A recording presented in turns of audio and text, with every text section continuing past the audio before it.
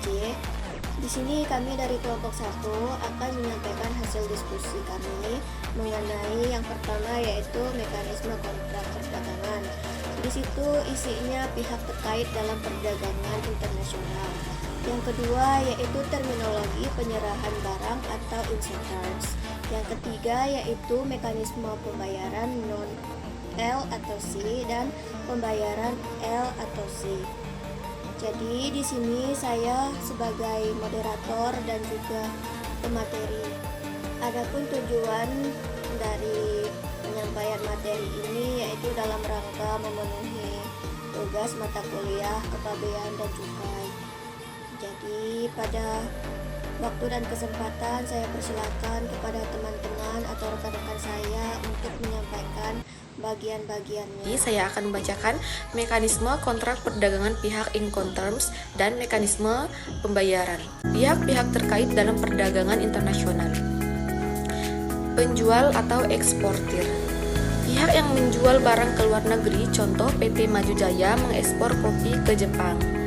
Pembeli atau importir, pihak yang membeli barang dari luar negeri, contoh perusahaan ABC di Jepang membeli kopi dari PT Maju Jaya. Bank, lembaga keuangan yang memfasilitasi pembayaran bank pembeli L atau C, bank pembeli, bank penerima L atau C, bank penjual. Perusahaan asuransi melindungi barang selama pengiriman, contoh asuransi kerugian akibat kerusakan atau kehilangan barang. Jadi di sini saya akan menjelaskan tentang materi terminologi penyerahan barang atau Incoterms. Sebelumnya saya akan menjelaskan terlebih dahulu apa itu Incoterms. Jadi pengertian Incoterms adalah standar internasional untuk menentukan tanggung jawab penjual dan pembeli dalam pengiriman barang. Fungsi Incoterms sendiri adalah untuk meminimkan resiko dan kesalahpahaman. Dan Incoterms sendiri ada 3.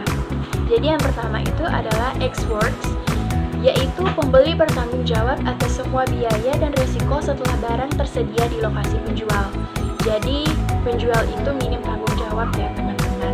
Pembeli menanggung biaya transportasi dari pabrik penjual. Dan yang kedua ada free on board. Penjual bertanggung jawab sampai barang dimuat di atas kapal di pelabuhan pengiriman. Penjual bertanggung jawab atas biaya dan risiko hingga barang berada di atas kapal. Pembeli menanggung biaya pengiriman selanjutnya. Dan yang ketiga, ada cost insurance and freight, yaitu adalah penjual membayar biaya pengiriman, asuransi, dan ongkos angkut ke pelabuhan tujuan. Penjual menanggung biaya pengiriman dan asuransi hingga pelabuhan tujuan. Pembeli bertanggung jawab setelah barang tiba di pelabuhan tujuan. Di sini saya akan menjelaskan mekanisme pembayaran non-L atau C. Yang pertama, transfer telegrafik. Pembayaran langsung dari rekening pembeli ke rekening penjual. Kelebihannya cepat dan mudah, kekurangannya risiko tinggi bagi penjual jika pembayaran dilakukan sebelum pengiriman. Dan yang kedua, pembayaran di muka. Pembayaran sebagian atau seluruhnya dilakukan sebelum barang dikirim. Kelebihannya, penjual menerima dana sebelum mengeluarkan biaya. Kekurangannya, risiko tinggi bagi pembeli jika penjual tidak mengirim barang. Yang ketiga, konsinyasi. Penjual mengirim barang ke pembeli tetapi kepemilikan tetap pada penjual sampai barang terjual. Kelebihannya, pembeli tidak perlu membayar sampai barang terjual. Kekurangannya, risiko tinggi bagi penjual jika barang tidak laku. Dan yang keempat, open account. Penjual mengirim barang dari pembeli membayar pada tanggal to tempo yang disepakati. Kelebihannya, membangun kepercayaan antara penjual dan pembeli. Kekurangannya, resiko tinggi bagi penjual. Baiklah, di sini saya akan menjelaskan di bagian materi yang ketiga, yaitu mekanisme pembayaran L atau C, atau disebut juga letter of credit. Yang pertama yaitu pengertiannya. Pengertian dari L atau C adalah surat jaminan pembayaran dari bank pembelian kepada penjual yang akan dibayarkan jika penjual memenuhi persyaratan dokumen. Yang kedua yaitu ada kelebihannya. Kelebihan dari L atau C yaitu untuk mengurangi resiko bagi penjual dan pembeli. Dan yang ketiga yaitu pihak dalam L